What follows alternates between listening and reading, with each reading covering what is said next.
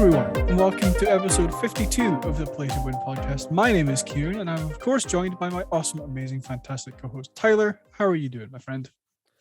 I am doing pretty well. It was actually a bit of a light week at work this week, and I know I talk about kind of like work briefly every week, but like it was a bit heavy, but then it got pretty light. And I was fine with that because it made like the latter half of the week pretty easy to get through. I was happy about that. Now, come tomorrow, that might come back to bite me because part of the reason why work was light Thursday and Friday was because the website I used to do some of my work was down. So I couldn't do some of my work. It was down for maintenance. So like that work that I use that website for, I try to do it every single day because if I don't, it builds up. It ends up being a lot. So like, come tomorrow, if the website's working, it's going to be a lot for me to have to do. And if it's not working, it's going to be a lot for me to have to do Tuesday. It's just going to pile up, and I'm not fond of that. So that's the one negative to the fact that it's been kind of light. But we're going to make it through. We're going to make it through. Yes, we will make it through. You do. I believe in you. Yeah, we've been pretty good. My uni filled week as always. Yeah, I tell you every single time, I don't miss those days, and I don't envy you at all. I feel bad, but I don't envy you. So have fun with all that, especially since you're doing computer science stuff too. Like, oof, good luck. Yeah, it's great. I love it. I sleep enough. Yes, this is the Play to Win podcast, a show where we break down the week's biggest gaming news to in-depth discussion. If you want, you should subscribe down below so you know when videos go live if you take the notification bell as well. Also subscribe on podcast services. It really does help us out a bunch and we really do appreciate it. Topics that we are going to be covering this episode are PlayStation announcing the new PlayStation Plus tiers alongside them acquiring Haven Studios. Then we're going to be talking about Breath of the Wild sequel being delayed and E3 2022 being cancelled. Yeah, we got like 2 weeks of news to kind of like go over kind of sort of, because I mean, like, you know, as if you watched last week's episode or listened to it, last week's episode was all about, you know, we talked with we had our guest Ellie on, talked about storytelling with her, and it was a lightish week, and that's when they acquired Haven Studios. But other than that, wasn't really too much that happened that week. So I mean, like most of last week's news will be just like brief mention stuff, but still, it's there. Yeah. The episode from hell, as I'm calling it now, after the like difficulty I had with that. Yeah, so like listeners, viewers, you all were like not there, but like it was just like worst case scenario happened. Like Keiran was trying to edit it that Sunday as normal. It was having big trouble. Monday came, he's just like, not sure if it's gonna happen today. It's probably gonna happen on Tuesday. Tuesday comes, he's like, Adobe's not working for me. This isn't working for me. I can't make it work. I'm like, all right, cool. Send me this, and I can still get you in. And he was like, oh wait, my audio's corrupted. I can't get in there, period. And in that moment, it was just like worst case scenario. I'm just like, oh my God, what the heck? What are we gonna do? I'm trying to salvage this episode. Trying to think of how I can. It was like, all right. The only way I could do this is if I remove him entirely. Remove him entirely. And I performed podcast surgery. And it worked out pretty well. It worked out pretty well. If you listen to the episode, you will know that it worked out pretty well, actually. I don't know if you listened to it, Keiran, but like there are some references to you, but like not in a way where it's just like, what the heck? This is unnatural at all. It still works out very well, thankfully. So Keiran was there for the actual conversation, just not in the episode. And I made sure I put that in the description of just like, Keiran was originally in the recording, but I think I said like due to technical difficulties, his recording couldn't be used. So the episode's been edited as a result. But it was a fun episode. It was for sure. I would be very interested in getting Ellie back on again. That was a very good conversation. Yes. But we also have one more quick thing to talk about before we get into our main news topics, which is we've been doing this podcast for a year. It was 1 year on March 23rd of Play to Win. So happy anniversary. I didn't get you anything. I'm sorry. It's okay. I didn't get you anything either. I mean, I guess you could say that, like, oh, I got you like the I guess all the new visuals and stuff. Maybe you could Yeah. maybe you Yes. could call that the thing Yeah. I got you or the thing I got us. Who knows? But yeah, it's been a year. It's been a year of play to win, which is awesome, I think. Yeah. Yeah, No. I was sorry. After you. I was gonna say it's just been a lot of fun doing all this. I mean, I said it on the social posts that I put up on the Instagram and Twitter and all, but like it's been a lot of fun. Even like there have been like no matter what, easy times, hard times, it's all been fun. It's all Yep. been, really great doing it. I think, at least for me, some of my favorite things doing, aside from like podcast episodes, have been like the reviews that I've done. They've just been some of them have been difficult to do, whether it be actually writing it or editing the video. But nonetheless, they've each been like a lot of fun to do. And I've enjoyed like trying new things, like a tiny new thing with each one. Like, all right, how about try this approach with my editing, try this approach with my editing and all like that. It's been fun to do. So I'm looking forward to my Horizon review, to actually getting that one written. This one's probably the hardest one I've had to write so far, for various reasons, but thinking of some editing stuff for that as well. Just thinking about stuff. I'm looking forward to getting it done, and all that.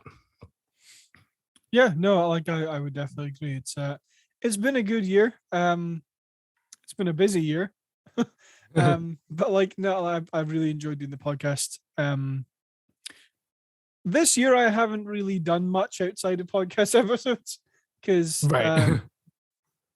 I'm kind of a bad co-host, but um I wouldn't say that.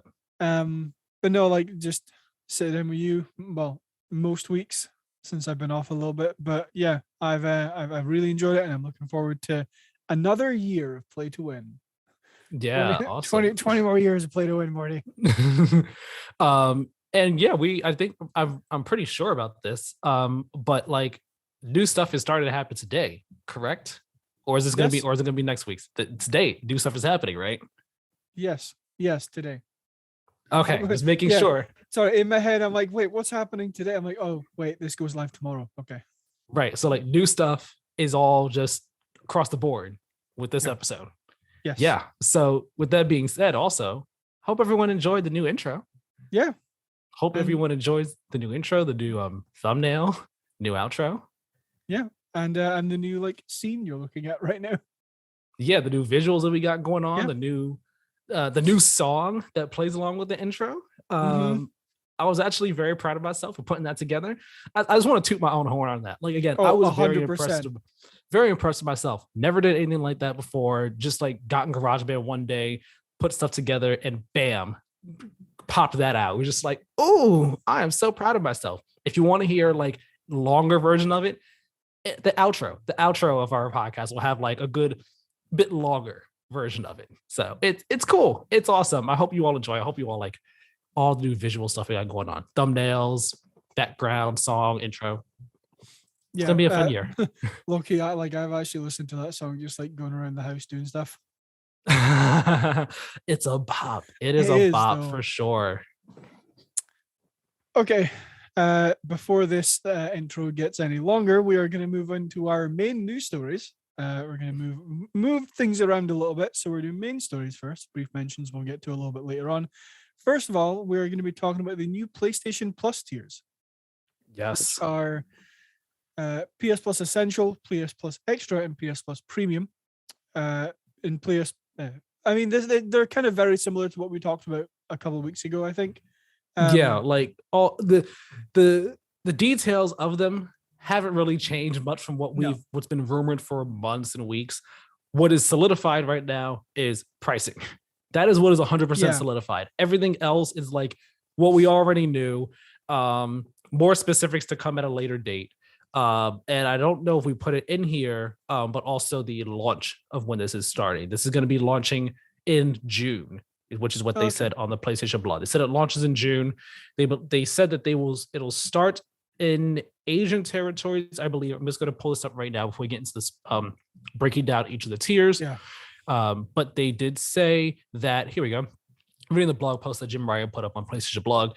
He says, as this is a massive launch effort, we are rolling out the new PlayStation Plus offering in a phased regional approach. In the June timeframe, we'll begin with an initial launch in several markets in Asia, followed by North America, Europe, and the rest of the world where PlayStation Plus is offered. We aim to have most PlayStation Network territories live with our new PlayStation Plus game subscription service by the end of the first half of 2022.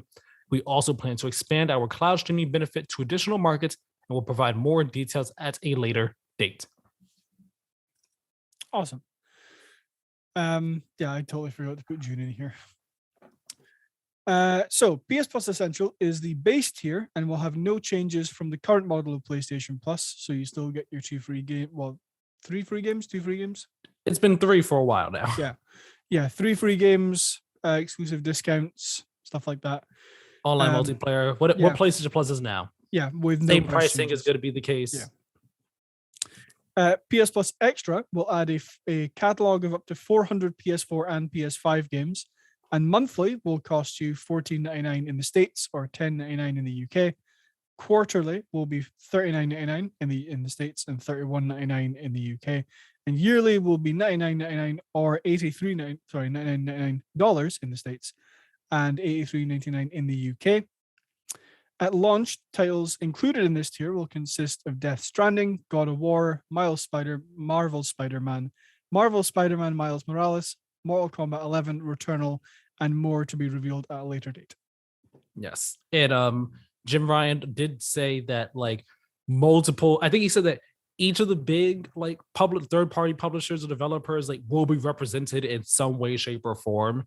In this catalog. I don't remember if it was in that blog post or in a separate interview, but we're going to have games from multiple different publishers and multiple different developers in this catalog here. What those are, as he said, we'll find out later date. Yeah. PS Plus Premium adds a further 340 additional games, including PS3 games via cloud streaming, PS1, PS2, and PSP games available to stream or download, and time-limited game trials for selected games. Monthly will cost you $17.99 in the States or $13.49 in the UK. Quarterly is $49.99 in the States or $39.99 in the UK. And yearly is $119.99 in the States or $99.99 in the UK. And then just as a quick note here, PS Plus Deluxe replaces PS Plus Premium in regions with cloud streaming at a lower price. Sorry, without cloud streaming. Yeah, without cloud streaming at a lower price. Will offer PS2, PS1, and PSP games and time-limited game trials, but not PS3 games since you won't be able to stream them. And before I get into some of the quotes here from Jim Ryan, just PlayStation Now will no longer be a standalone service, and current subscribers will automatically be converted into PS Plus Premium. And with no changes to what they pay right now. I forgot to add that detail, but that is a neat little thing. If you are a current PlayStation Now subscriber, you'll be just transferred over to Plus Premium. There's not going to be any price changes for you. Nice. Before we get into the list of quotes here from Jim Ryan, Tyler, what are your thoughts on the tiers? So I mean, like we said before, the details of this really haven't changed in terms of what each tier has and stuff. We've known this for a while. I guess what we know, more specifically about the tiers, aside from pricing, is the amount of games in each tier, because before we're just oh yeah, this extra will have PS4 and PS5 games, just a catalog of it. We didn't know the number. Same for premium, we didn't know what the number was going to be. But now we know the number, so I mean there's that. But I mean those details aside, is okay, to be expected. The pricing is the one thing that everyone was really wondering about. I think that so for the prices that we have here, well, first off, let me say this. I like that there is a yearly discount for the prices. Mm-hmm. So, because if you were to do extra, PS Plus Extra, and there was no yearly discount, that $15 would be $180 per year, the same as Game Pass. Well, yeah, that's what Game Pass. It would have been what Game Pass comes out to. Yeah. Without the yearly discount, but that the PS Plus Extra, which is the Game Pass Ultimate tier, that's $80 cheaper than Game Pass Ultimate for a full year, which is good. And then PS Plus Premium also has a yearly discount of $120 instead of what would be over 200 if you were to do it monthly. And that's still $60 less than Game Pass Ultimate at a full year for, each and every single month. So having that yearly discount for premium and extra, very good. That's very good. And it makes me more inclined to subscribe to premium. But as of right now, I think, and this is the case for a lot of people, what will get me to subscribe to premium will really be dependent on what games are in that library. For PS1, PS2, and PSP, more so PS2 and PSP. I don't really care too much about the PS1 library, but the PS2 library, I would like to play more of those games from that generation. And PSP, I would like to try to play games from that one because I never had a PSP. So I would like, those that would really seal the deal for me in terms of what's there. The PS3 cloud streaming, I'm not really a streaming person. I never even tried PS Now streaming, so like I would have to see what that feels like. So I'm a bit on the fence about premium, but as of right now, I feel like I will definitely subscribe to extra. At $100 a year, getting a giant library of games. I mean, again, does depend on what games are going to be in this catalog. Yeah. But I think as of right now, extra is going to be a great deal. I think it's going to be a great deal, not just for myself, but I think for many PlayStation PlayStation owners, many PlayStation Plus subscribers. I think it'll just be the best bang for your buck overall. Because again, if you're not really into cloud streaming, if you don't really care about a back catalog of like backwards compatible games and all like that, like older generation games, yeah, just having up to 400 games from PS4 and PS5 that you can download onto your system at any time, I think that's an awesome win right there. Of course, there'll be like some, I don't want to say shovelware, but it's like, like some, there will be like lesser games in it, most likely. But when you just think about what games have come out this past generation on PS4 and what could be added to, like what could be in here, like that's going to be a solid list, especially if they have every first party game that has come out so far in extra. Like, that'd be awesome. Yeah, I mean, it kind of, the list they have here of like games that are going to be added just from this list just kind of makes me think it's almost like the PS Plus collection just extended, because they're adding in like honestly a lot of their newer games like Miles Morales and Returnal. So like extra is something that I'm probably going to sign up for. Premium I think is a little overpriced, but I think I said that when we were talking about it last time. Yeah, I remember saying when we were talking about it, that like at the time the rumored price for it was, I think, $16.99 or $16, something like that. And we were like, that's like it at that rumored price, it was like just on the fine line between okay and a bit overpriced. So seeing that $17.99, I was like, ooh, okay, I'm not too sure. But then that yearly discount price right there, it's like, exactly. That actually like softens the blow a bit right there. It makes it like not as bad. But again, it really comes down to what games are in it. Yeah, and I mean, especially since there's only a $20 difference between the yearly extra and the yearly premium. So like, I imagine that like maybe not, everyone who's going to sign up, but I imagine quite a lot of people will look at it and go, well, it's an extra $20 a year. I mean, I'll get access to all these older games if I just pay an extra $20. Like, it's not that bad. But monthly, I'm not paying that monthly for what they include in that service right now. Not that I'm saying that I won't in the future, depending on what they add, but not for me right now. But tiers overall are pretty good. I'm fairly happy with them. Like I say, extra is definitely the one that I'm probably going to be signing up for. So pretty good service in my opinion. I wonder, because we have Miles Morales and Returnal in here. So far as the only PS5 games that we know of. Yeah. I wonder if, like, for example, one, Death Stranding, it says it's going to be there. They didn't say Director's Cut, but I wonder if Director's Cut will be part of it, because I mean, Director's Cut would be the best version of that game. You know what I mean? But in terms of PS5 titles, I wonder if, like, in terms of their first party ones, like what the how much time will pass before they add their first party PS5 games to the extra catalog. Because when this launches in June, it will have been what, a year and a half since Miles Morales and a year and 2 months since Returnal. So it makes me wonder, is there like a 6-month window? Is it going to be a 1-year window for first party games to get added? Is it going to be on a case by case basis? Because by the time this comes out in June, it will have been a year since Ratchet and Clank came out. Mm-hmm. So that'd be a nice thing to have in the service too once this comes out. If that's how they're working in terms of like, all right, it's been a year, bam, throw it in there. And I mean, Ratchet and Clank was also really highly acclaimed too, so it just makes sense to throw it in there. I mean, that's just something I'm wondering. It's something I'm wondering right now. Yeah, I mean, if I were PlayStation, I would make it. I don't know. Either a year or 6 months. I definitely wouldn't make it any longer, any shorter than those 2 periods. Oh yeah, for sure. Because then it becomes a thing of, the value of what people are paying. They're like, well, why are you adding this game to it yet?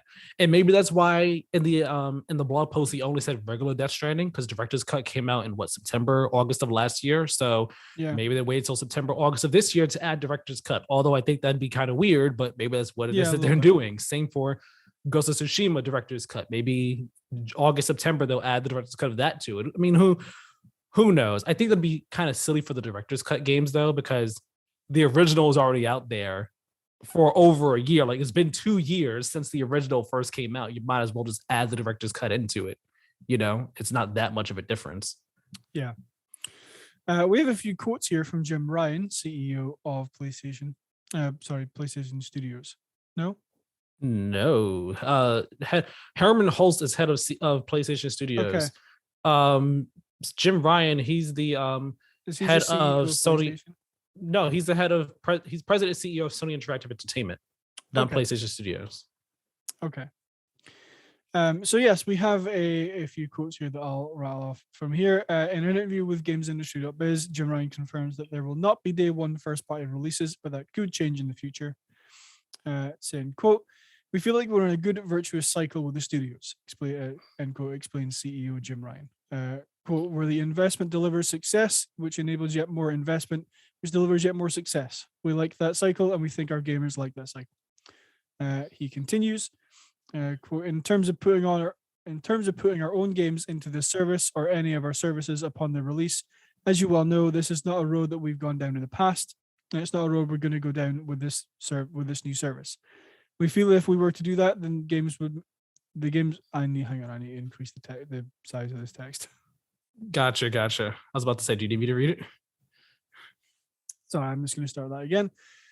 He continues, in terms of putting our own games into this service or any of our services upon the release, as you all know, this is not a road we've gone down in the past, and it's not a road that we're going to go down with this new service. We feel if we were to do that with these games do you mind reading that? Because my eyes right now are not working. I was about to say, all right. We feel if we were to do that with the games that we make at PlayStation Studios, that virtuous cycle will be broken. The level of investment that we need to make in our studios would not be possible, and we think the knock-on effect on the quality of the games that we make would not be something that gamers want. The way the world is changing, this comes a bit farther afterwards. The way the world is changing so very quickly at the moment, nothing is forever. Who would have said even 4 years ago that you would see AAA PlayStation IP being published on PC? We started that last year with Horizon Zero Dawn, then Days Gone, and now God of War, a hugely polished and accomplished PC version of that game. And we've had great critical success and great commercial success, and everybody has made their peace with that happening. It is completely at ease with it. I look back 4 years and think nobody would have seen that coming. And so I don't want to cast anything in stone at this stage. All I'm talking to today is the approach we're taking in the short term.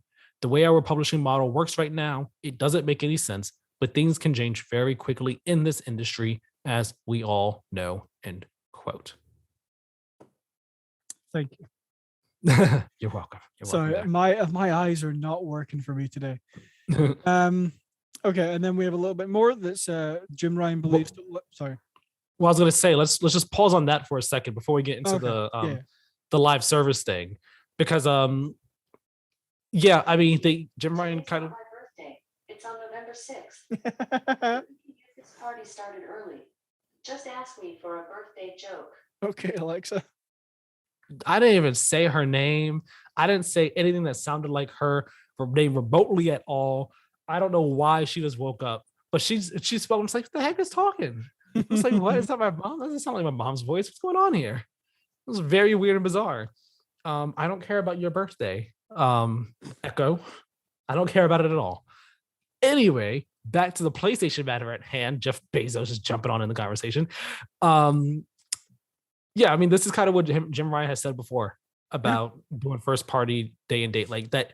He said that before that it just wasn't sustainable for them. It just didn't make sense for their games and their business, which, as we've said many times in the show, just makes sense. They don't have the pockets of money that Microsoft does and all like that. And I get what he's saying here when he says that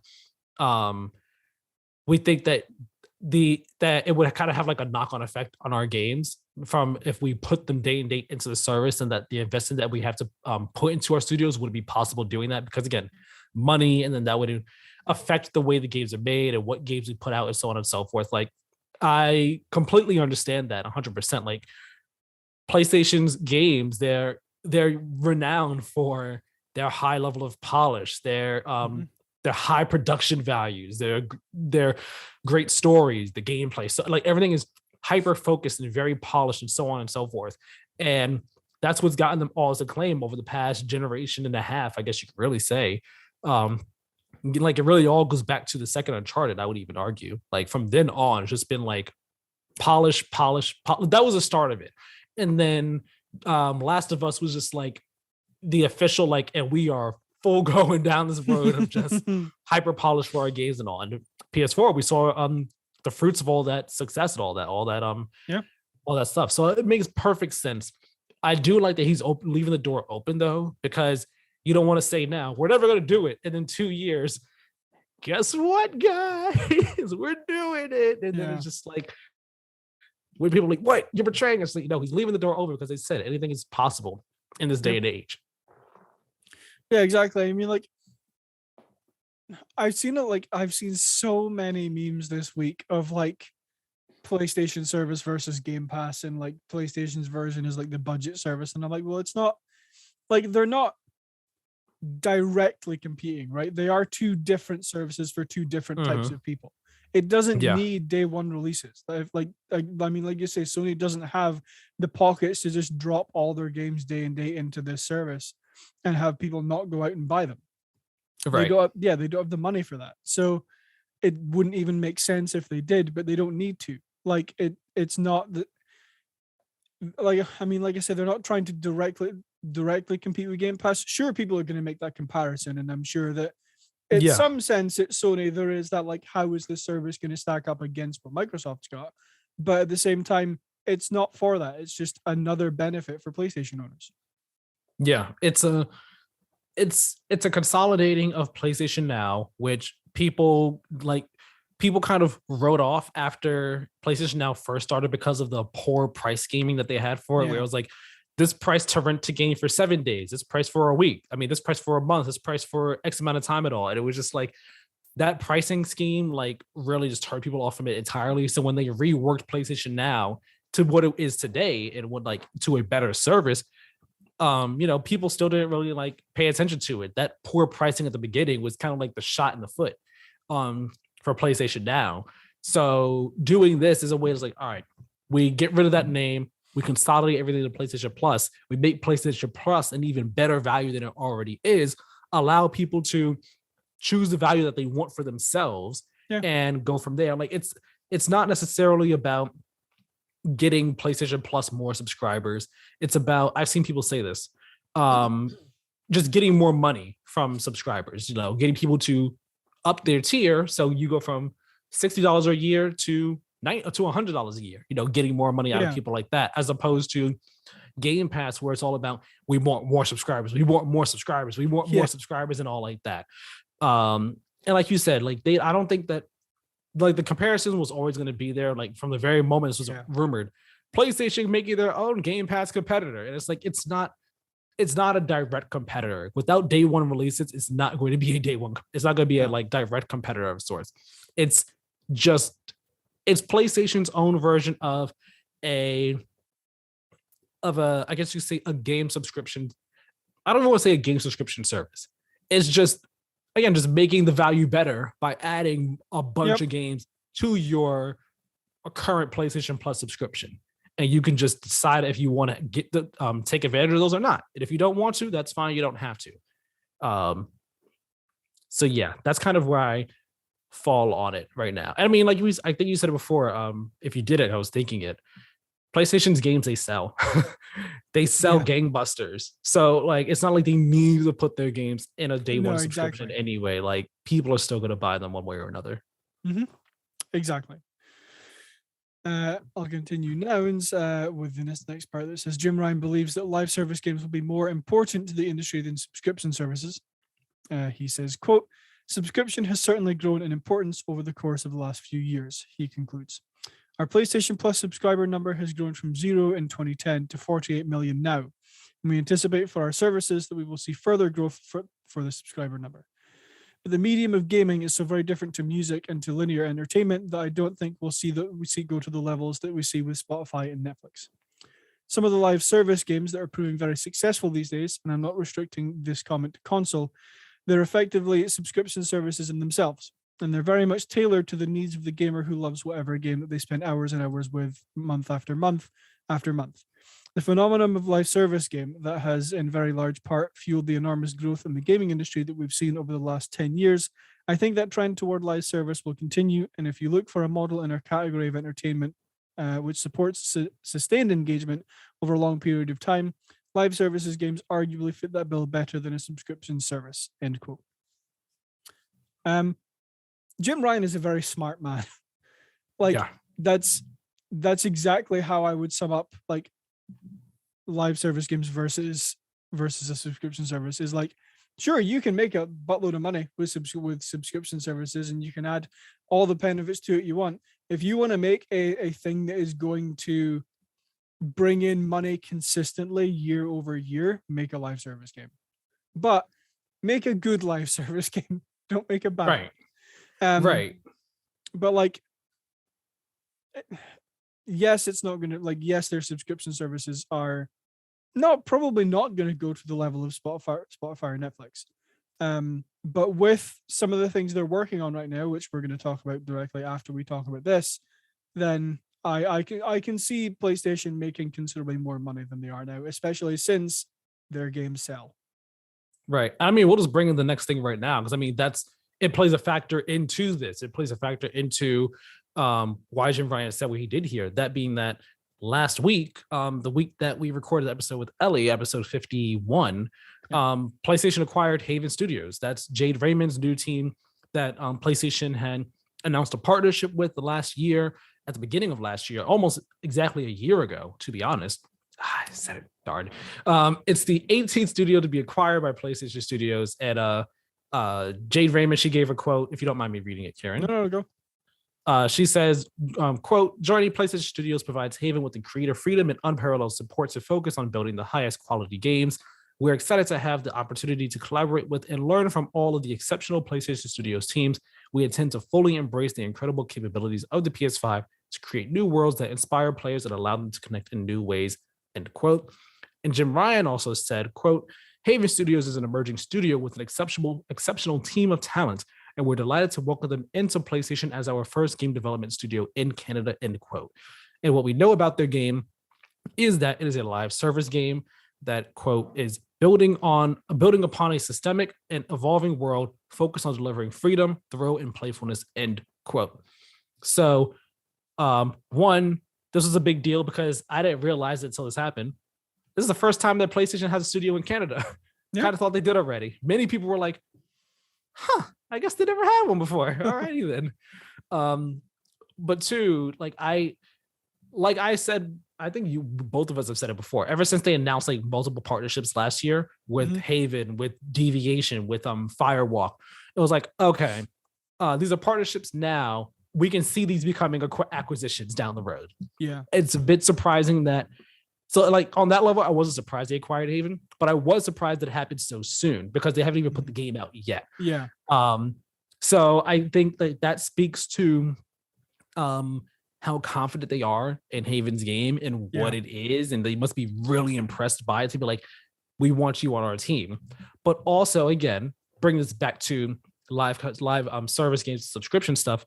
It's a live service game, and that's also why they acquired Bungie, to get that knowledge and that expertise on live service games from essentially arguably the granddaddy of the genre in the gaming industry, in the gaming, in the gaming space. So getting Haven Studios making a live service game, it just makes so much sense, and it just further adds to PlayStation's strategy of, we think live service will be the better way to go in terms of having people constantly engage in our ecosystem, in our space, in our games, as opposed to a subscription service, which there's pros to both sides of it. You look at the live service side of things, it's constantly playing this game all the time. You want people playing your game, you have your live service game, you're constantly updating it, constantly doing things, so on and so forth in it. Subscription service, you constantly want, and well, also live service, it plays a factor of just being, again, constantly playing in your space. Subscription service, it's, we want you in our ecosystem. We constantly want you in our ecosystem, constantly want you playing all these games in the ecosystem. It's not a thing of like, with the subscription service, you're kind of battling for time amongst a bunch of things, but you're it's still keeping you in the space. Live service games, it's I guess you could say you're battling for your time, but also just like, hey, we want you playing only this one, only this one in here, as opposed to subscription where it's like, we want you playing all of these in here. It's just different approaches to having a whole lot of people in your space and a whole lot of engagement. It's just different approaches to it. So I can understand Sony's approach to say, you know what, live service games I think is what is best for us, and I think what is probably what is going to work best for the industry going forward. Yeah, and I like, don't quote me on this because I obviously don't have like exact figures for or any idea on how this would work, but I imagine live service games will be slightly more profitable as well, because with a subscription service, you have to spend money to like employ people to maintain that service. You then have to spend money to like get third-party games into that service, and then you have to spend even more money if you want those games day one. Whereas a live service game, yes, you're still spending a lot of money to pay people to make the game and run the servers and blah blah blah, but you're doing that anyway. Like does that make sense? It's like you already have, I think I get what you mean. Yeah, like you already have those people in your employment. You would be paying them to make a game anyway. So like I at least in my head, it makes sense that a live service game would be like, if not slightly, then largely more profitable than a subscription service, especially if you make one that a lot of people enjoy. But again, that's just where my brain went. I mean, it depends on what the game is and like how successful that is, but also like, we're not financialists, we're not analysts. We don't know any of like the actual behind the scenes graphs and charts and stuff in terms of profitability, anything like that. So like, could easily just be talking, grabbing stuff out of thin air and talking, talking out of our whats. So we're not trying to sit here and say any of this definitively as if we are the foremost authority on it in any way, shape, or form. But I mean, what you said, I can see the logic behind it. I can see the logic behind your reasoning and everything like that right there. Yeah, when it comes to the inner workings of the games industry, I'm basically Marvin from Hitchhikers. I don't remember which character was it. The robot? Yeah, the robot. The like really like depressed robot. Yeah, like they're not like super smart robot. I didn't realize it wasn't smart. I thought it was just like depressed and sad all the time. It's been a while since I saw that movie. I don't remember it not being smart at all, but okay. Perhaps it wasn't. Sure. Just my brain, dude. You know what I'm thinking about right now? Yep. One of my favorite scenes from that movie. This is supposed to be just like a slight tangent from game news. I was thinking about the scene with the whale. Whale, just the whale in the plant. He's like, what's that? Looks hard. Ground. I'm gonna call you Ground. Yeah, hi, Ground. Yeah. I gotta watch that movie again sometime soon. It's such a good movie. Do you have anything more to add about the And if everything that's going on at PlayStation right now? No, not right now. I will say that there were rumors this week that there was going to be a whole lot of big stuff happening for PlayStation this week. And like some of that ended up like kind of falling flat, kind of sort of, because like there was supposed to be like 3 big things. One of them was a rumored PSVR 2 showcase that multiple people heard, like Greg Miller from Kind of Funny heard about. Jeff Grubb had also kind of heard about it, but I believe they both said that it ended up being smoke and mirrors. But they had also heard about a new big acquisition, like a big acquisition that PlayStation was going to be making.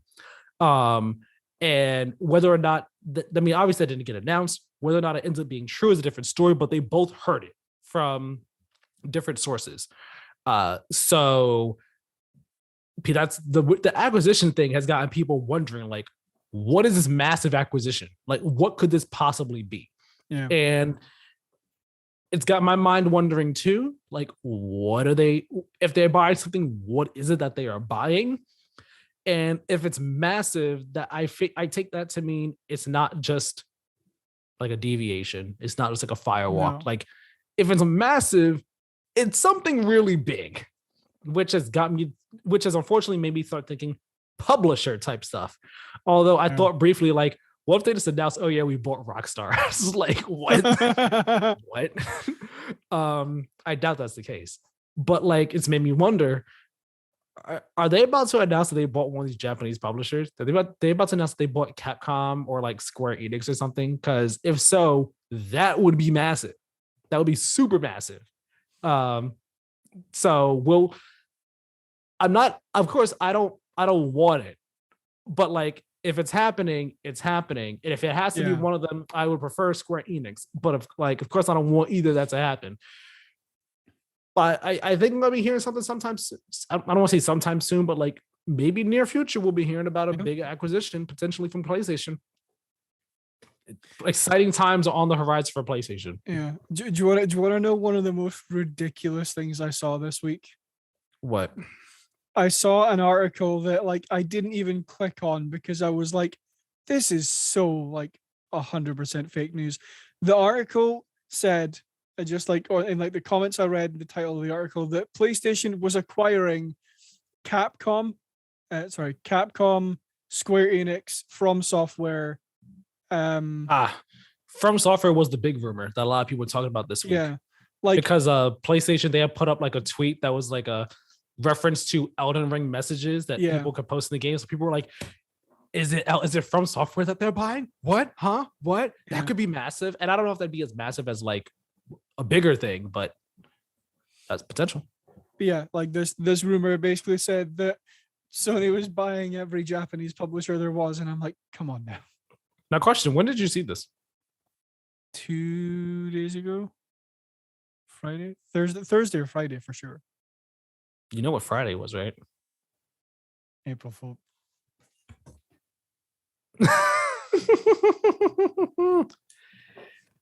I'm done. I quit. I'll see you later. I can't adult anymore. I need an adult, please. So if you read that on Friday, you were like, well, that's obviously fake news. Yeah, well, yeah. There's a reason. There's a reason it was obviously fake news. If you saw it on Friday. How the hell am I in university? Wow. I'm so dumb. So let's see. You thought let's add this to the list of things. Halo Infinite gameplay preview. Huh. FLB golf mini game. I wonder why. I don't want that. Let's add that to that list. I saw and the list. I didn't know what the PlayStation logo was till I was 24. I forgot about that. Yeah, let's add that one. Let's add it to that as well. This entire podcast is just turning into me embarrassing myself on the internet. Wow. Okay. Well, Breath of the Wild's been delayed. It's been delayed, yes. To spring 2023. Producer Eiji Inoma had this to say regarding the development. Quote, as previously announced, the adventure in this sequel will take place not just on the ground as in the previous game, but also in the skies above. However, the expanded world goes beyond that, and there will be an even wider variety of features you can enjoy, including new encounters and new gameplay elements, end quote. There was also a short snippet of new footage showing Link, presumably with a broken Master Sword, an illuminated gauntlet on his hand, which I haven't seen the gameplay, so I don't know. But I mean, the clip, footage. The footage was basically footage we've already seen. This short snippet was only like 5 seconds. Okay. 5 seconds at most. It's like it showed Link, showed him from the front. And again, people say I'm saying presumably because there are theories that maybe that like this Link is this person may not actually be Link. It might be someone else. It might be like Ganon way in the past in Breath of the Wild storyline. Who knows? But showing presumably Link from the front, and he took off the Master Sword from behind him. It's broken. It looks like kind of like corrupted and broken, like halfway through it. Like the whole blade is not there. And then it shows him from behind, like his hand has like this gauntlet on it, and there's a symbol on it. It's lit up and stuff. So, I mean, all the Zelda fans out there, Breath of the Wild fans, have been, theorizing like, what does this mean? What could this be? What's going on here? Like that 5 seconds was all they needed. It's like the meme or the gif of like the guy writing at the boards, like writing at this thing, and then writing more. It's like this is that. It was kind of like that. Of course, I haven't played Breath of the Wild. I don't have much to say about this aside from the fact that, not that surprised, given Nintendo's lineup for this year, either this was like the fact that Pokemon is coming out this holiday season. Either this was coming out in like September or it was not coming out this year at all. Like, there's no way that they were gonna have this like on top of Pokemon like that is what's gonna happen. So spring 2023 makes total sense for this. Not that surprised. No, exactly. Like I imagine a lot of Zelda fans with that like 5-second clip are just like, this is the GIF with like all the math symbols going around. Yeah. Yeah. Like, what does this mean? It's funny, while you were talking in my head, I was going, but that's just a theory, a game theory. Oh my god. No, like I said, I haven't seen the new clip of it, but it doesn't surprise me. Like, this game is going to be massive. They don't want it stepping on anything else. They need more time to develop it. Take all the time that you need, because I can guarantee you that if this game comes out and it's bad, there will be uproar. I'm curious when they say the expanded world goes beyond just like the sky, the ground. Just like, what does that mean? That's interesting. You said what? Underwater. I mean, potentially. Who knows? I'm curious. I'm curious to see what that means. Like, I want to give Breath of the Wild another try. Just finding time to do it. Yeah. So like, because I'm not the biggest fan of the original, I'm not like looking forward to this because I want to play it. I want to give it a try, but I'm more so looking forward to it because I'm like, this could be really cool. It could be cool. I don't know if I'm going to want to play it though, but I'm excited for it because it's a new Zelda game. That's why I'm looking forward to it on that level alone. It's like all the new aspects that could come to it. I hope to God that weapon durability is like either removed or like altered in some capacity. That's one of my major gripes with the original. But one thing I'm not looking forward to is yet another year of Switch Pro rumors. Because as soon as this was announced, people were like, Switch Pro 2023 spring, they launched it with the new Switch. It's just like, Jesus Christ, can we not? Can we not? Let the rumors die. Let them die. Yep. Yeah, so I'll be getting this day one, and I think when I get this will be my 4th Zelda game. Okay. So I played Wind Waker HD, Breath of the Wild, Link's Awakening, and then this. So 4.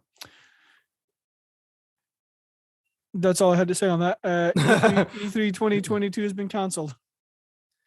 It's official. It's officially official. Not happening this year. Yeah, they said a couple months ago that it wasn't going to be happening physically because of COVID. But even when they announced that, people in the industry were like, "Yeah, I've actually heard that like it's just not happening at all." Period. They're just kind of saying this just to say this for now. So it's official. It's not digital or physical this year. Period. It's not a thing. Nope. We have a quote from the ESA in which they said, quote, E3 will return in 2023 with a reinvigorated showcase that celebrates new and exciting video games and industry innovations, end quote. I mean, honestly, like, well, we've talked about like this kind of at length in the past, and maybe not specifically it being cancelled this year, but it just being cancelled in general, and like what the future of E3 might look like and if it's going to continue. So I don't really have like a whole lot to add on this. But let's just say that I honestly think E3 is close to flatlining. Yeah, after this news dropped, I tweeted out, don't remember exactly what it was, but paraphrase was just like, yeah, so basically E3 is essentially dead and gone. And it's like it's sad because I've always wanted to go. Yeah, But like exactly. the E3 that I always wanted to go to was the one that I saw growing up. It's not necessarily the E3 that is today. The No. E3 that we have today is very different from the E3 of like 2013, 2014, or Oh yeah. even a bit earlier than that. So like it's a very different show. And like even if I went to it now, you'd be like, oh, this is awesome. I'm at E3, but it wouldn't be exactly the same. It'd be very Yeah. different. So like I don't know if it would even live up to my dreams and expectations at all.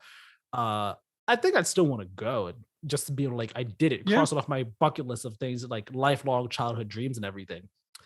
But that being said, it's not too surprising that it's canceled.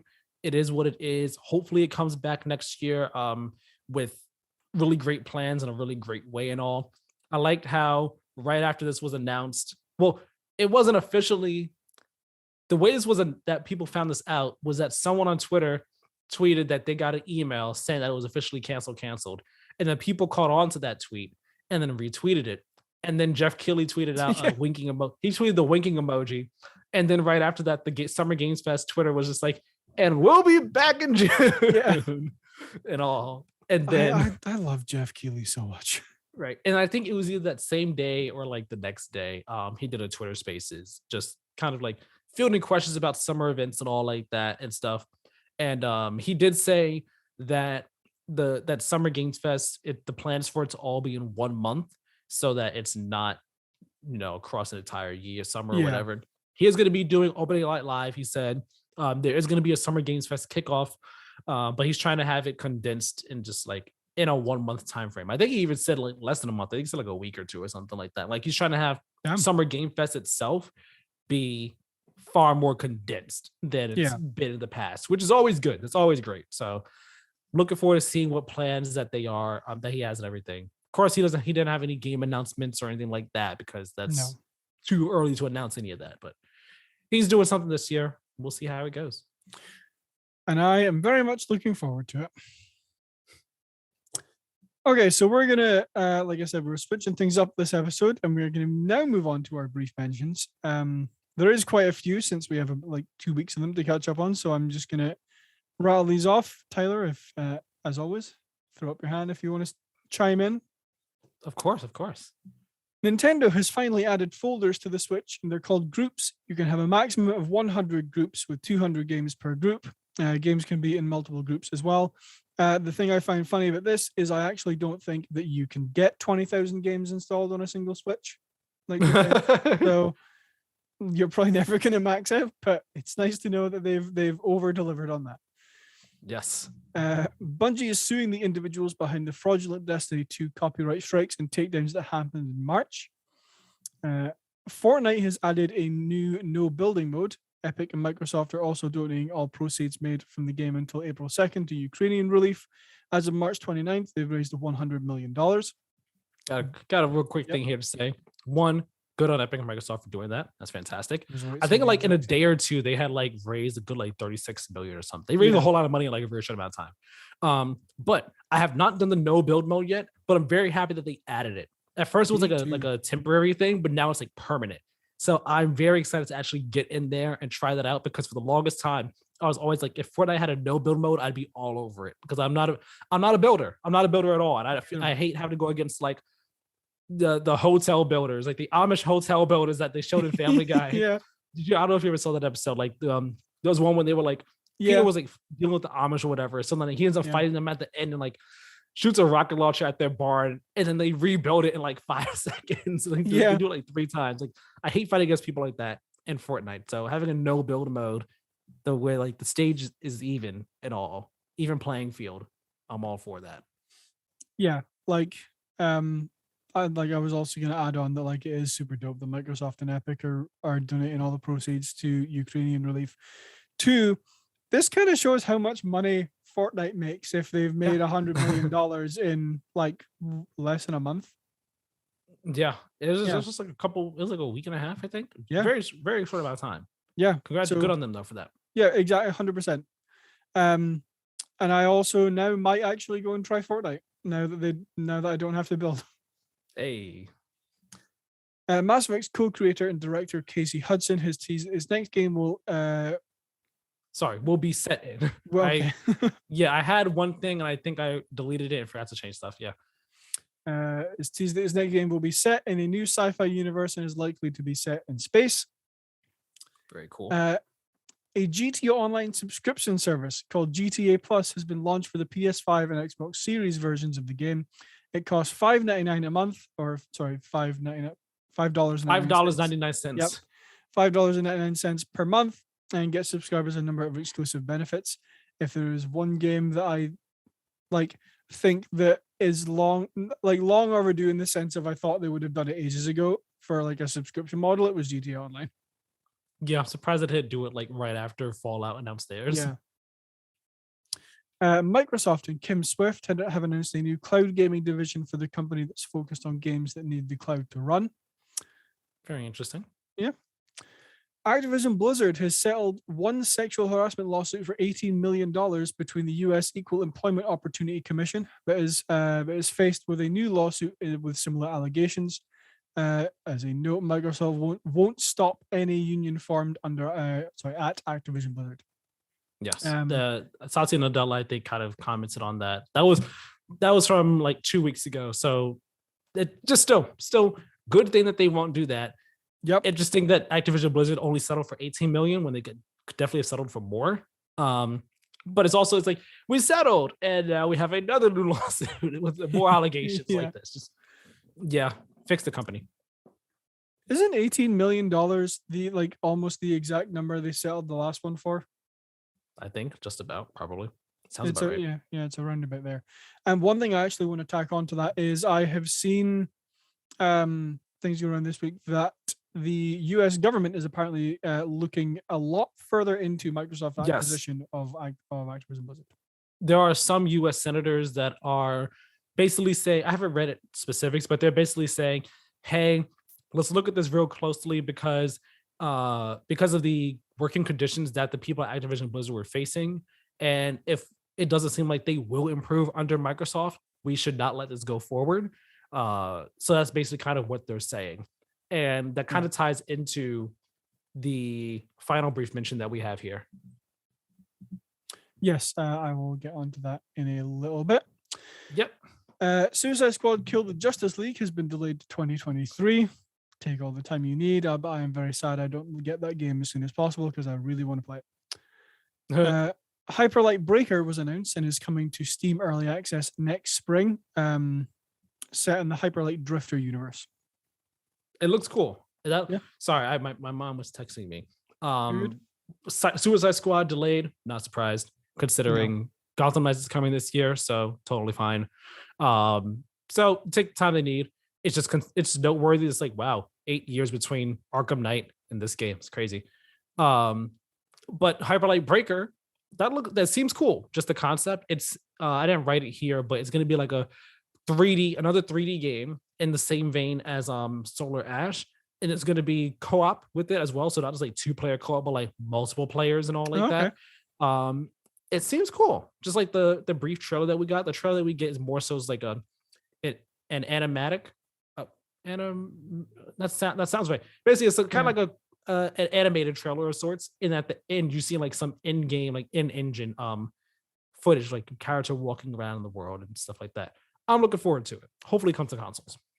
Yeah, I would imagine so because Hyperlight Drifter was on console. Okay, whether launch or not, I don't know, but I imagine it will at some point. Right. According to Windows Central, a Game Pass family plan is reportedly in the works and planned to launch this year, which is I was trying to say great and dope at the same time, which is great. Yeah, which is awesome. I said drope, not grope, which is drope. Yeah, it is. PS Plus games for April have been announced. You will be able to claim Hood, Outlaws, and Legends on PS5 and PS4. Slay the Spire on PS4, SpongeBob SquarePants Battle for Bikini Bottom Rehydrated on PS4, and Persona 5 leaves the PS Plus collection on May 11th. But if you add it to your library before then, you can still access it after it leaves, which is what I will be doing once we finish recording.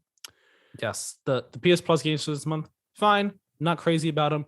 Persona 5, it's not Persona 5 Royal, but for God's sake, just add it to your collection, add it to your library. For God's sake, just do that. Give it at least give it a spin to see if you'd be interested in playing Persona 5 Royal. Not necessarily you specifically, although yes, you do that too. But generally, people, just add it to your library. It's a free game. I'm actually kind of excited for this month's PS Plus games. Like, I wanted to get SpongeBob when it came out. I just kind of forgot it existed. And then I wanted to play Hood for a while. So I'll play SpongeBob, but the other two I'm just like, fine. Fair. Not crazy about it, but I'll of these, the one that I would be most likely to play would be SpongeBob. Yeah. Will I be playing it soon? No. But that's the one I'll be most likely to play of them. Also, real quick, the Persona 5 thing makes me wonder if any other games will be leaving at some point in time. And if so, if they'll also be replacing Persona 5 with something else at some point. Makes me wonder. Excuse me, maybe. Speaking of games that we're not going to be playing for quite a while, CDPR, CD Projekt Red, has announced that a new Witcher saga is in development and will be made on Unreal Engine 5 in conjunction with Epic Games. The director is promising that there won't be any crunch. I will believe that when I see it. Yeah, well, apparently the director for this game, he's been like the director on other projects at CDPR and like has a track record of there not being crunch on his projects. So hopefully there is some validity to his words. We'll see what happens with this game. But also real quick as a note, when we say in conjunction with Epic Games, Epic is not making the game with CDPR. No. Epic, they're just working with Epic on the engine, on Unreal Engine 5 and making it like work well with Witcher, the new Witcher game. Yeah. That's what we mean for that. Just wanted to specify that, clarify that. Yeah. I did talk about that a little bit last week and my thoughts on it, but the video got corrupted. Yeah. So what do you, just real briefly, what are your thoughts on it then? Since the people didn't hear your thoughts last week. So looking forward to this. Witcher 3 is one of my favorite games of all time. I really want it to, I think it fairly certain I said this. I either want it to be you play as Ciri after you disappear at the end of Witcher 3. Or I want it to be set just entirely different without any reference or mention of Geralt or Ciri. So that's what I want. Don't know if I'll get it, but we'll see. Mm-hmm. And our final brief mention, which I think Tyler will have more to say on than I do because I have not read the report, but Kotaku has reported the Undead Labs has some issues going on with like sexual harassment and things. Yeah, there's I guess you say a fairly lengthy report, basically about there being harassment going on over at Undead Labs and mismanagement and so on and so forth over there at Undead Labs, and how like and how some of this happened before they were acquired by Activision, not Activision, by Microsoft, and how stuff like how they were hoping things would change, but things didn't change after Microsoft acquired them at all, and how the game is still in pre-production, and how like in the trailer for State of Decay 3, there was like the footage of the zombie deer or whatever. Yeah. But like the people making the games are like, that's a thing. That's gonna be a thing in our game. What? Like we don't know about this at all. So like there's a whole lot to the report. But the report did bring up conversations of, hey, is Microsoft just being way too hands off with their companies? Because this is the third case of like Microsoft Studios having issues. We've had 343 having issues with Halo Infinite. We had the Initiative having their issues with their game and multiple people leaving that game, that studio. We've Undead Labs and their support on the way things are at their studio now, and like some of the people that are there say that like, hey, it seems like things are getting better, but it's brought up the question again of, is Microsoft being too hands off with their studios? What's going on with the management of their studios over there? And then again, tying into the Activision Blizzard thing, if this is how Microsoft is handling situations with harassment stuff at their own studios, how are they going to be doing much better with Activision Blizzard? Like, are they actually going to be doing anything with them? What's going to happen? So it's a very interesting report. I believe Ethan Gatch is the one who wrote it. So definitely go check that report out. It's interesting. It's enlightening. Please give it a read. Yes, it is Ethan Gatch. I just checked. Um, I'm I'm a little worried about Microsoft. Not gonna lie, like Yeah, I saw people saying the same thing. They're yeah, just like, I'm concerned. Like, yeah, where there's smoke, there's fire, kind of sort of thing. exactly. Like especially since like one of my biggest not one of my biggest wants for when they acquire Activision Blizzard is for them to fix that company. And with all the stuff that's come out recently, it doesn't sound like they're going to. So we'll see. Yeah. That's actually all the news we have for this week. Fairly lengthy discussion, but fairly good one. I think so. I think so. So we're going to move on to what we've been playing. I'll start just because I don't have like a terribly huge amount to say about either of these games. So because I haven't played a huge amount of either of them. Yeah. So I started Tiny Tina's Wonderlands because that came out on the 25th. How much would you say you've played of it, like hours wise? Maybe 5 or 6. Okay. So like a fair chunk, not as much as I would have liked to, but a fair chunk. I'm actually really enjoying it. Like it plays very similarly to a Borderlands game, which obviously I'm going to enjoy because Borderlands is like in my top 3 game series of all time. But like it's also quite different. So like you don't have grenades anymore, you have spells. You can't just fast travel between, like, say you were in Caustic Caverns in Borderlands 2 and you wanted to travel to Sanctuary when it was floating, right? You can't I'm do amazed that. you remember the specific names of those locations. I only remember Sanctuary, but even that would have been able to say off the top of my head. So I'm impressed. I have several. I have like a couple of thousand hours Borderlands 2. That makes sense. So yeah, like you can't just fast travel between 2 places. Like each level or each area is its own like specific region, I want to say. So like if anyone's seen the gameplay, you'll know that you walk through like the overworld and that's where you get quests and you can like travel into different areas. That's the only way to get between, say, like Brighthoof, which is like Queen Butt Stallion's like castle region, and then Forgot Butt Stallion was a thing. yeah, and then like say you wanted to travel to like I haven't played it enough to memorize the names of other areas, but say you wanted to go somewhere else, you would have to go back out into the overworld, walk to that place, and then fast travel into there. Are they far away on the map? I mean, on the overworld. I mean, they can be for like I'm fairly early in the game, so like everything isn't too far apart. But I'm wondering how long it's going to take to go from like the start of the game to the end of the game once I finish it. Yeah, that's what I was gonna ask. Like, does it seem like that's like a bit of a hassle? Like, that could be a bit of a hassle, like having to fast travel using the overworld map to do it. So, like, it was something that I was because before I started Wonderlands, I watched like a bunch of content on YouTube on like things you need to know before you play and all that kind of stuff, and it seemed like something I wasn't gonna like, and I'm not 100% sure that I do, but I'm not hating it as much as I thought I would. I mean, so far, like it has taken a little bit of time to get from like one place to another, but they've actually like kind of padded out the overworld section. So it's not just, the overworld is specifically just for walking to one place to another. Like there's shrines, there's like you can get you do fun side quests in the overworld. Like I went around and like hit 10 rocks and like punched statues so that they went into the like likeness of this influencer, which was a really weird side quest. Oh my gosh. It was awful. Like I won't get into it because I want people to experience that for themselves. But yeah, it plays very different. But I am liking it so far. Like the one thing that I think I'm really disappointed with is like if you look at all their like marketing and the stuff they've talked about, blah blah blah, they'll be like melee weapons are a thing. Like you actually have a slot for melee weapons now. You can attack with melee. Like they put like a little bit of a focus on melee because obviously that hasn't been in a Borderlands game before, that you have like actual melee weapons that you can use and equip and swap and stuff.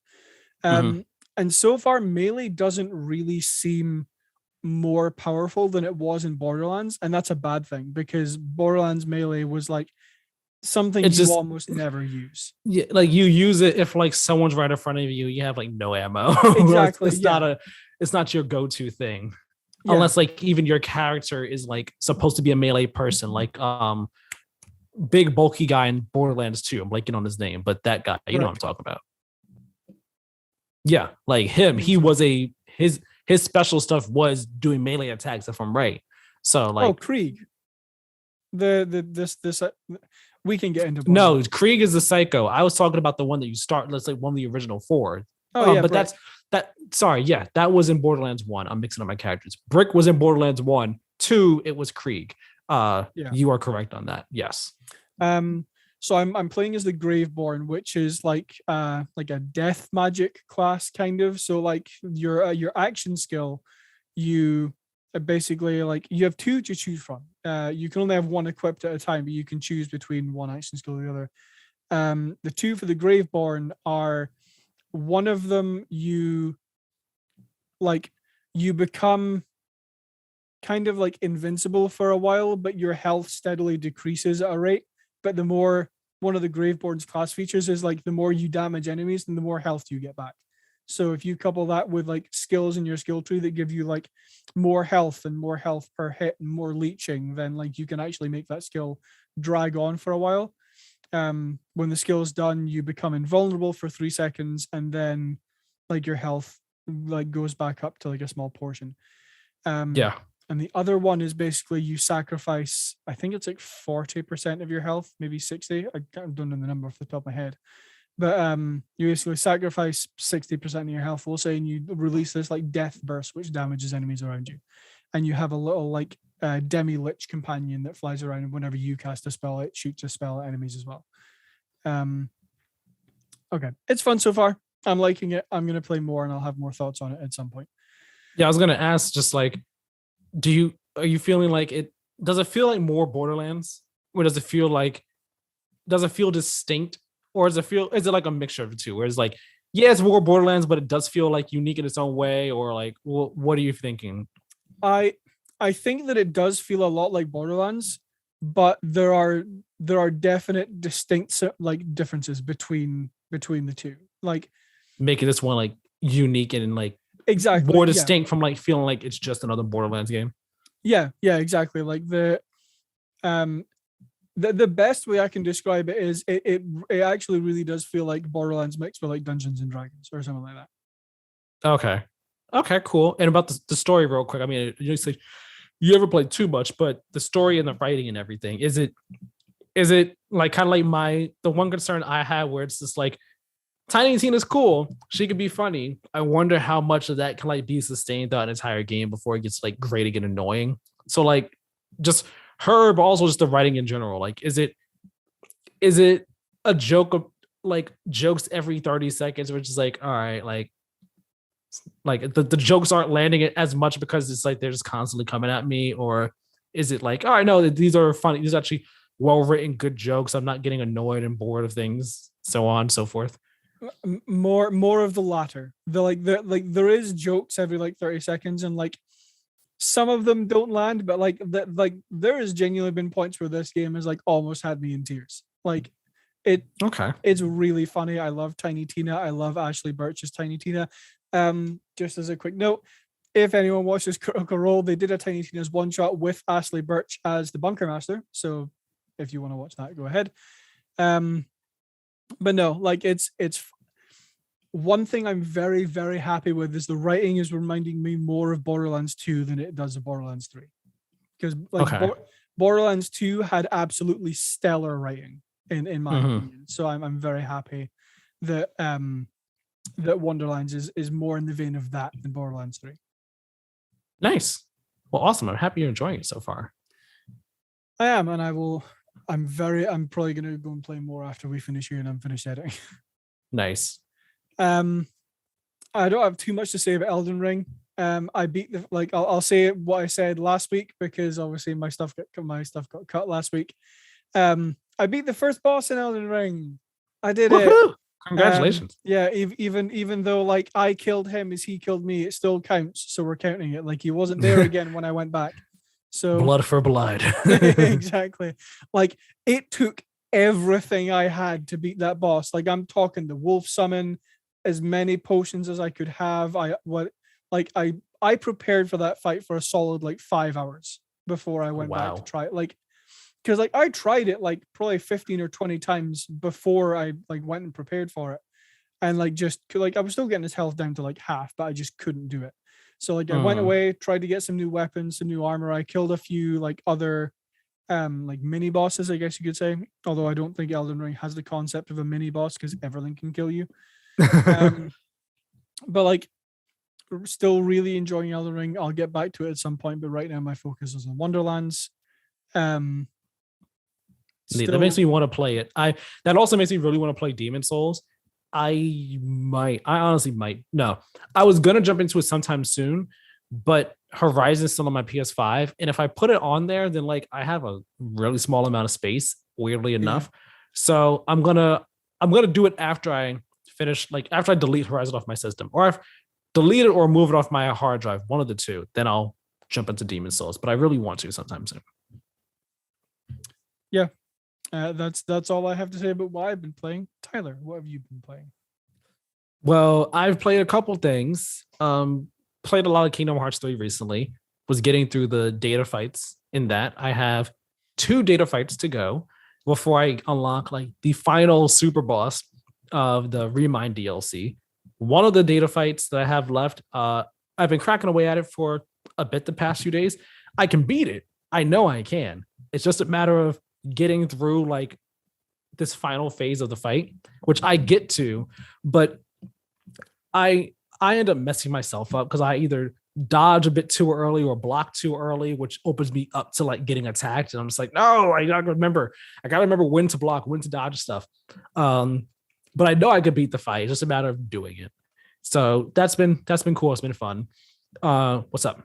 Sorry, I have like something you just said reminded me of something that I wanted to say about Elden Ring that I forgot.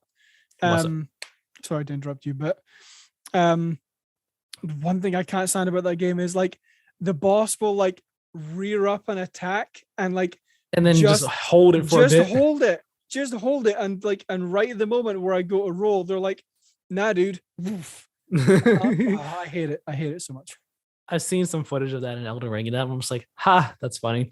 Because I've seen people that play Kingdom Hearts and like do the data fights. I've seen people say like the data fights of Kingdom Hearts are like harder than like Souls bosses, and I'm like, I can understand that because the data fights of Kingdom Hearts 3 of them, they are relentless. They are fast. They could be a doozy sometimes, but they are fun. They are absolutely a blast to do.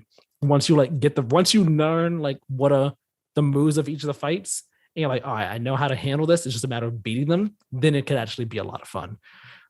So been doing that. I said it briefly last week, but Returnal, the Tower of Sisyphus, the Ascension update, that's been cool. That's been fun. Haven't gone back to it, but I do want to at some point in time. And I've just been doing some more crosscode as well. Played a little bit more of that this week.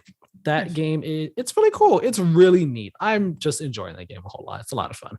So that's where I am since I would have been playing right now. I want to play again. I want to do some new games, but this Horizon review is like bearing down on top of me. And so like I want to get Kirby. I want to play Demon Souls.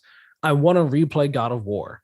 But like each of these things, I'm like, I'm not gonna do them until money because of Kirby. Yeah. God of War and Demon Souls, time, and also Horizon.